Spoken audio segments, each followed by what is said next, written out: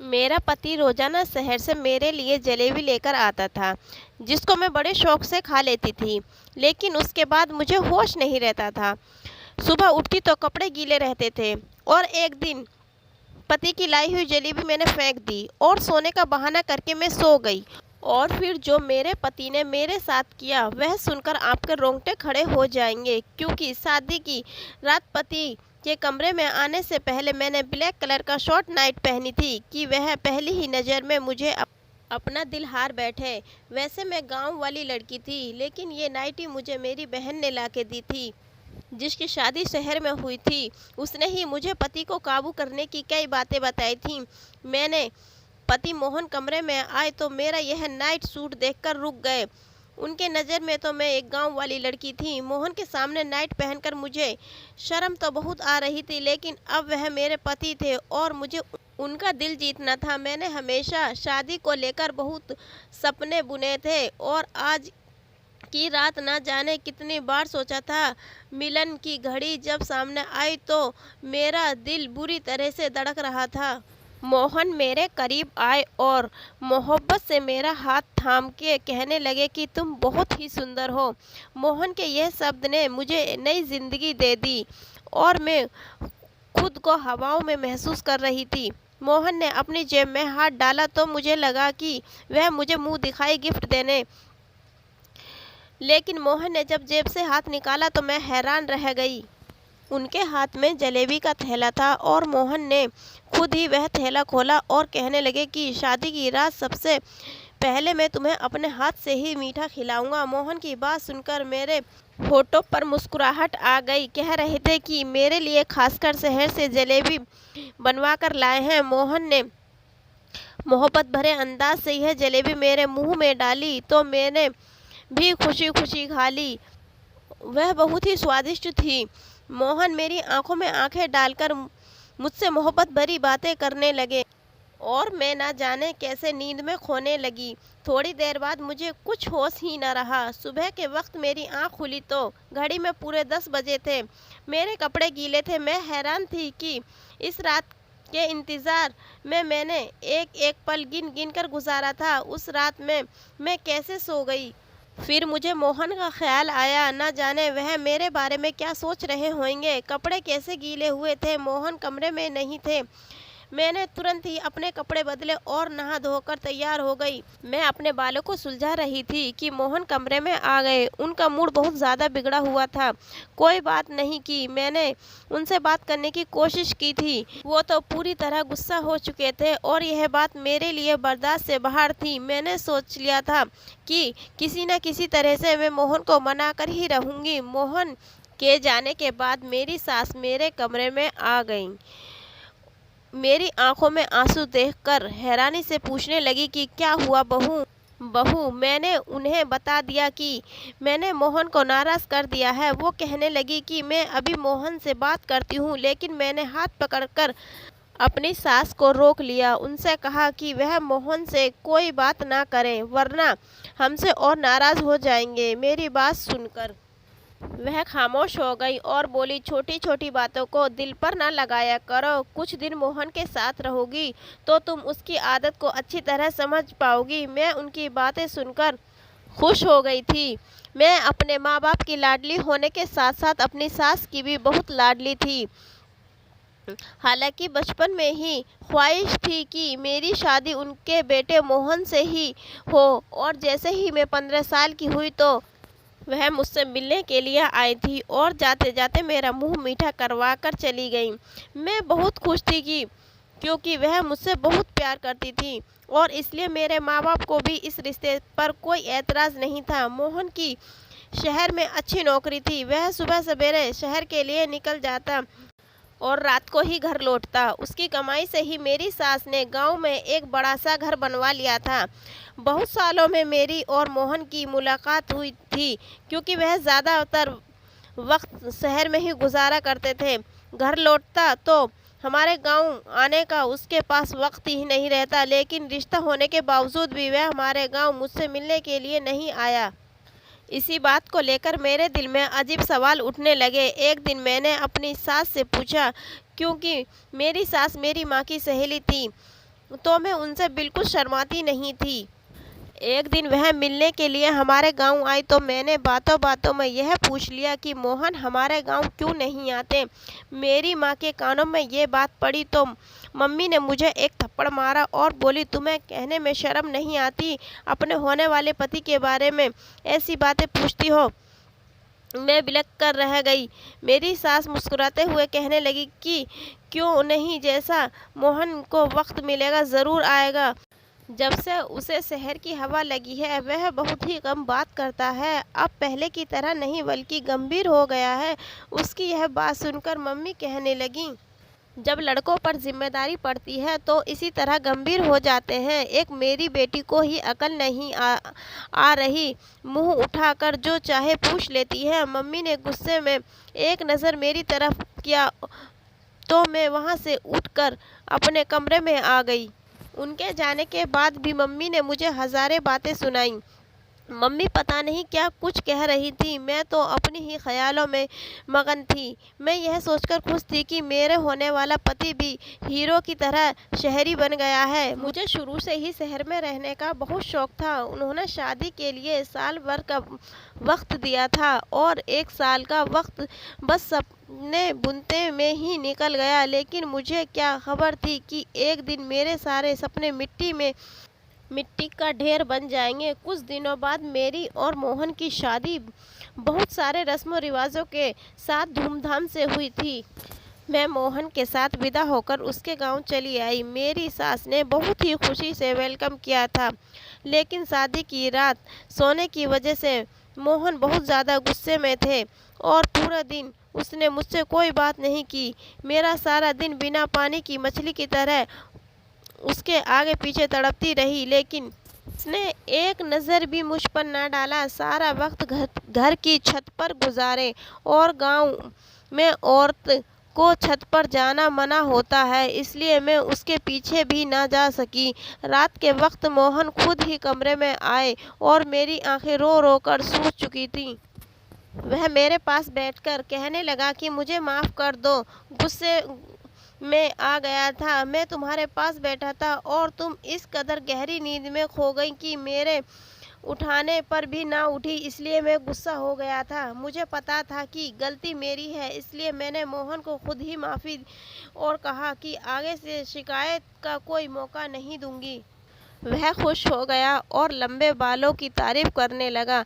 मैं सोचने लगी, मोहन सारा दिन इस कदर नाराज़ होने के बाद अचानक उनका अंदाज इतना अच्छा कैसे हो गया।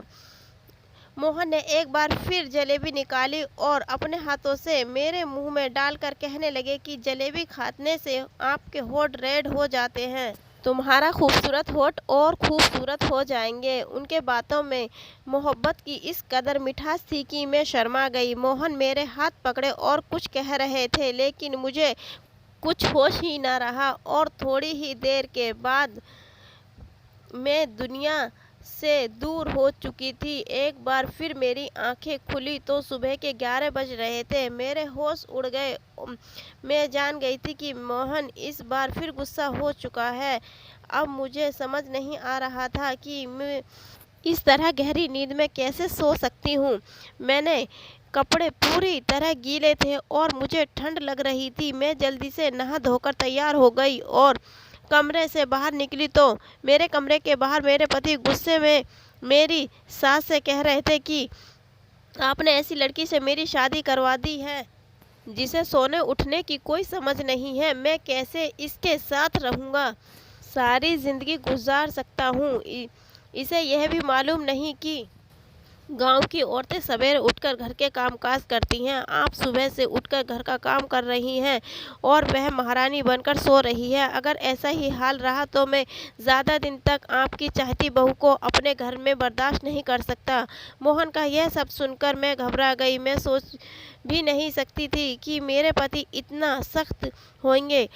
इससे आगे की बातें सुनने की मुझ में हिम्मत नहीं हुई और मैं चुपचाप से किचन में चली गई।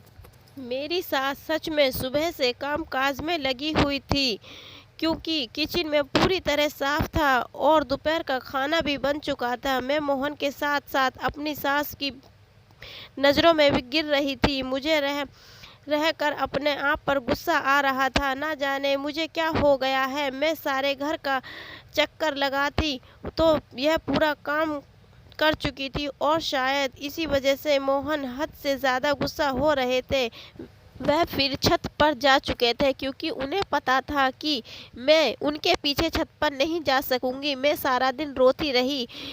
खुशी के लिए मैंने साल भर इंतज़ार किया था। मैं अब तक उससे दूर थी। ना ही मोहन के साथ पूरी तरह नसीब हुआ था और ना ही उसके दिल में जगह बना सकती थी। और मोहन के शब्द ने मुझे अच्छी तरह से यह बात बता दी थी कि अगर मैंने कोई गलती की तो वह मुझे घर से निकाल देगा। मेरा गांव में बार बार मम्मी का फ़ोन आ रहा था। मम्मी कह रही थी कि एक हफ्ते के लिए हमारे घर आकर रह जाओ। रस्म की मुसीबत, शादी के बाद एक हफ्ते के लिए बेटी अपने मायके रहने के लिए आती है।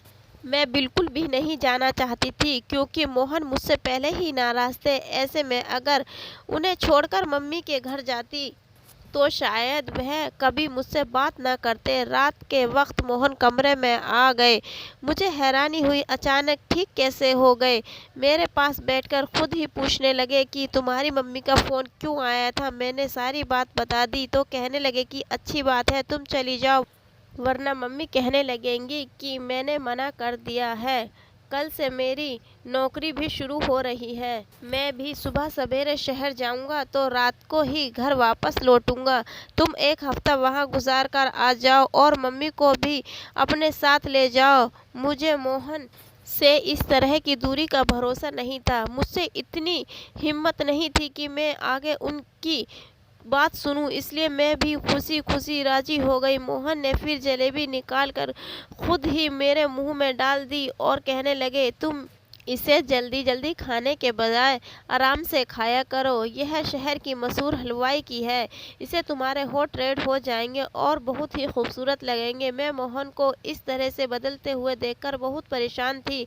वह जितने ही सख्त थे उतना ही मोहब्बत करने वाले भी थे और उनका ये गुस्सा करना भी सही था। मेरी गलती की वजह से ही वह गुस्सा थे। मोहन कहने लगे कि मैं मम्मी को बताकर आता हूँ कि तुम को कल तुम्हारे गांव जाना है। मेरा इंतज़ार करना। मोहन की बात सुनकर मैंने मुस्कुरा दिया। मैंने सोच लिया था कि मैं किसी सूरत में आज नहीं सोऊंगी और मुझे मोहन का इंतज़ार करना था। गांव जाने से पहले उनके दिल से अपनी सारी दूरी को मिटाना था। मैंने जल्दी से नाइट पहन ली। दीवार पर लगे शीशे में अपने होठों को देखकर हैरान रह गई। वे सच ही कहते थे कि मेरे होठ रेड हो जाएंगे और मैं बिस्तर पर आकर बैठ गई। उनका इंतज़ार करने लगी, लेकिन मोहन के वापस आने से पहले ही एक बार फिर मैं सो चुकी थी। सुबह 10 बजे मेरी आंख खुली तो मोहन शहर की तरफ निकल चुके थे। वह बहुत सुबह ही शहर के लिए निकल जाया करते थे क्योंकि शहर जाने तक का रास्ता 2 घंटे का था। मुझे खुद पर रोना आ रहा था। शादी के एक हफ्ते बाद भी मैं मोहन के साथ कोई रिश्ता ना बना सकी और मोहन की गुस्से की वजह सिर्फ और सिर्फ मैं थी। मैं यह सोच सोच कर परेशान थी कि मेरे कपड़े गीले कैसे हो जाते हैं। शायद मोहन मुझे उठाने की कोशिश करते थे। मैं कमरे से निकली तो मम्मी भी गांव जाने के लिए तैयार हो चुकी थी। मेरी सास मुझे देखकर कहने लगी कि मोहन तो चला गया, अब हम दोनों को गांव के लिए निकल जाना चाहिए। मैं बुझे बुझे दिल से अपने मायके के लिए निकल गई। मेरा दिल तो मोहन के साथ ही शहर चला गया था। अब मुझे उनसे एक हफ्ते के बाद ही मिलना था। मेरे घरवाले मुझे देखकर बहुत खुश हुए। मेरी छोटी बहन को खुशी का ठिकाना ना रहा। सारे गांव में मेरे आने की खबर पहुंचा दी, इसलिए औरतों का झुंड मुझे देखने के लिए आने लगा। पड़ोसन वाली मौसी की बेटी सुनीता की शादी थी। वह मेरी पक्की सहेली थी। गांव आकर मुझे उसकी शादी में घूमने का मौका मिल गया। खूब शोर शराबा हो रहा था, लेकिन फिर भी मेरे दिल में कोई खुशी नहीं थी क्योंकि मेरा दिल तो मोहन पर अटका हुआ था। हैरानी की बात यह थी कि जब मैं अपनी माँ के घर आ गई थी मुझे बिल्कुल भी नींद नहीं आ रही थी और मोहन के कमरे में आते ही बिस्तर पर गिर जाया करती थी। यहाँ तो मैं सिर्फ करवटें बदलती रहती हूँ। शायद मोहन की याद मुझे सोने नहीं दे रही है। मेहंदी की रात थी। पड़ोसन मौसी की बहन का बेटा केशव शहर से शादी में घूमने के लिए आया था। वह बचपन से ही गांव आता जाता रहता है। मुझे देखते ही मेरे पीछे पीछे घूमने लगा। मैं हैरान थी कि उसे क्या हुआ है। उसकी नज़र मुझ पर जमी हुई थी और इस बात को शायद मेरी सास ने भी महसूस किया था। मुझे अजीब सी घबराहट हो रही थी। पहले ही मेरे और मोहन के बीच का रिश्ता कुछ ठीक नहीं था और केशव के बारे में मेरी सास को पता चला तो मेरी बसा बसाया घर उजड़ जाएगा। इसलिए मैं पड़ोसन मौसी के घर से निकलकर अपने घर वापस आ रही थी और केशव मेरे पीछे पीछे चला आया। मुझे रोककर कहने लगा कि मुझे तुमसे प्यार है और अगर तुम कहो तो मैं तुम्हारे घर रिश्ता भेज दूं। केशव के यह शब्द ने तो मेरी जान ही निकाल दी। मैंने गुस्से से केशव से कहा कि मेरी शादी हो चुकी है और बेहतर यह है कि आगे से तुम ऐसी कोई बात न करना। मेरी बात सुनकर तो केशव कहने लगा, शहर में मेरा बहुत बड़ा बंगला है, गाड़ी है और तुम्हें सब खुशी दूंगा, लेकिन तुम अपने पति को छोड़कर मेरे साथ चलो। मैं हमेशा से ही तुमसे प्यार करता हूँ। मुझे क्या पता था कि 17 साल की उम्र में तुम शादी करवा लोगी। मैंने उसे गुस्से से कहा कि आज तो यह बात कह दी, लेकिन आगे ऐसी बात न करना। मैं अपने पति से बहुत प्यार करती हूँ और तुम्हारी एक गलती मुझे बदनाम कर सकती है। केशव उस वक्त वापस लौट गया, लेकिन मेरे लिए सुनीता की शादी मनाना मुश्किल हो गया। वह बहुत ही ढीठ साबित हुआ था। बहाने बहाने से अपने फ़ोन में मेरी फ़ोटो खींच रहा था। जैसे तैसे एक हफ्ता गुजर गया और मैं अपनी सास के साथ वापस अपने घर आ गई। मोहन शायद आज काम से जल्दी लौट आया था। हम कल दोपहर को घर पहुंचे थे और मोहन पहले से ही घर पर था। मोहन को देखकर मैं बहुत खुश थी। अपना सामान रखने के लिए कमरे में गई तो मोहन अपनी मम्मी से मिलने के लिए उनके कमरे में चला गया। मैंने सोचा कि मैं भी कुछ देर मोहन और मम्मी जी के साथ बैठ जाती हूँ, फिर घर के कामकाज करूँगी। इसलिए सामान रखकर दोबारा उनके कमरे की तरफ गई तो मेरी सास के शब्दों में मुझे हैरान कर दिया। मैं सोच भी नहीं सकती थी कि मेरा घर उजाड़वाने वाली कोई और नहीं बल्कि मेरी अपनी सास है। वह गुस्से में मोहन से कह रही थी कि मैंने जाते वक्त तुझे कह दिया था कि हमारे वापस आने तक डिवोर्स के कागज़ तैयार करवा लेना, लेकिन तुझे कुछ होश नहीं। मैंने खुद अपनी आंखों से देखा है कि तेरी पत्नी कितनी गलत है, लेकिन तू तो आंखों पे पट्टी बांध रखी है। मोहन कह रहा था कि माँ, मेरे लिए उसे छोड़ना मुमकिन नहीं है। वह मेरी पत्नी है, मैं उसे प्यार करता हूँ।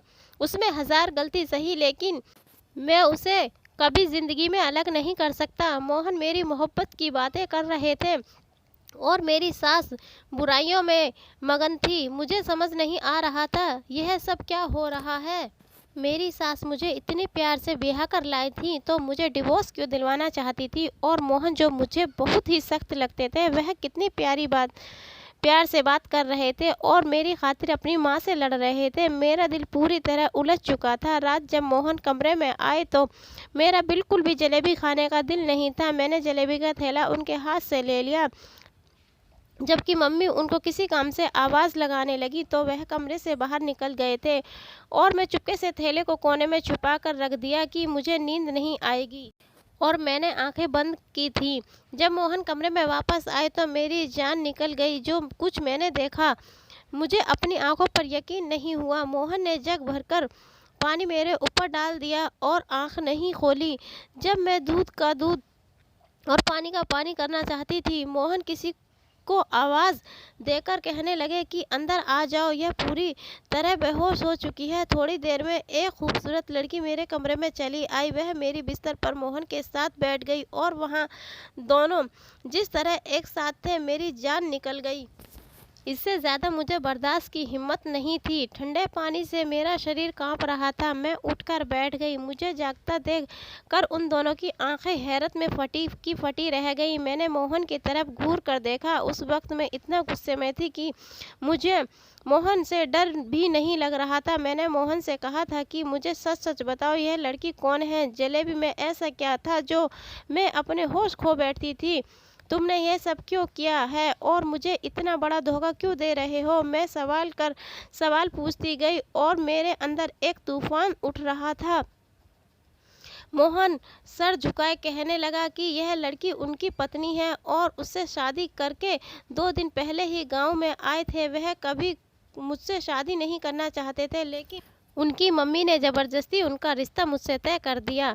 पत्नी का नाम सुनकर मेरे पैरों तले ज़मीन निकल गई थी। मोहन कह रहे थे कि हमारी शादी रोकने के लिए 2 दिन पहले यह सोच कर सिया से शादी करके आए थे। जब वह सिया को बहू बनाकर इस घर में ले आएंगे तो उनकी मम्मी मुझसे शादी नहीं कराएगी, लेकिन उनकी मम्मी ने उनकी एक न सुनी और उन्होंने मोहन पर दबाव डाला कि वह सिया को तलाक दे दे। मोहन सिया को छत वाले कमरे में रख दिए क्योंकि गांव में औरतों को छत पर जाना मना था। इसलिए मोहन को यकीन था कि मैं कभी उनके पीछे छत पर नहीं आऊंगी। मोहन जानबूझकर जलेबी में नशे की दवा मिलाते थे कि मैं सो जाऊं और हर रात हमारे ही कमरे में सिया के साथ वक्त गुजारे। सिया शादी से पहले शहर में नौकरी करती थी, इसलिए मम्मी को लगता था कि सिया इज्जतदार नहीं है और इसलिए मम्मी बार बार कहती थी कि मैं सिया को डिवोर्स दे दूं। सिया मेरा पहला प्यार है। मोहन कह रहे थे कि मम्मी ने आत्महत्या करने की धमकी दी थी, इसलिए मोहन ने मुझे अपनाया है। मोहन सिया को किसी हालत में नहीं छोड़ सकता और इस बात का मुझे भरोसा था। मोहन ने मुझे सारा सच बता दिया, जिसे सुनकर मेरे पास कहने के लिए कुछ नहीं बचा था। मैं जान गई थी कि मेरी सास उस दिन सिया और मोहन को डिवोर्स की बात कर रही थी, जिसे सुनकर मैंने गलत मतलब निकाल लिया था। मैंने बर्बादी के पीछे सिर्फ मोहन का हाथ नहीं था, बल्कि मेरी सास का भी हाथ था, जिन्होंने ये जानते बूझते कि उनके बेटे ने अपनी पसंद से शादी कर रखी है, ज़बरदस्ती उसने साथ मेरी दूसरी शादी करवा दी। मैंने मोहन के साथ ज़िंदगी को लेकर कई सपने देखे थे। ऐसे इंसान के साथ मैं कभी ज़िंदगी नहीं बिता सकती जो किसी और से इस कदर मोहब्बत करता है। उसकी खातिर मुझे नशे वाली जलेबी खिला सकता है। मैंने अपना सामान बांध लिया और अपनी सास को नमस्ते कहकर अपने गांव के लिए निकल गई। मेरी सास ने बहुत कोशिश की। वह बार बार मुझे यकीन दिला रही थी कि मोहन सिया को छोड़ देगा और मेरा हो जाएगा, लेकिन मैं कभी ऐसे इंसान के साथ गुजारा नहीं कर सकती थी जो मुझे मोहब्बत नहीं दे सकता। मैंने अपने माँ बाप से कहकर मोहन से डिवोर्स ले लिया। मैं अपने माँ बाप की लाडली रानी थी। वह मुझे खुद ही किसी ऐसी आग में झोंकना नहीं चाहते थे। पड़ोसन मौसी के वजह से केशव को खबर मिल गई कि मैं एक बार फिर अकेली हो गई हूँ, इसलिए केशव अपने घर वालों को भेजकर मुझे अपनाने की बात की थी। मैं अभी शादी नहीं करना चाहती थी, इसलिए मैंने साफ साफ इनकार कर दिया। मुझे अब आगे पढ़ना था और अपने पैरों पर खड़ा होना था। मेरी पढ़ाई के साथ मेरे पेपर भी ख़त्म हो गए थे। मैंने उनको दोबारा शुरू कर दिया।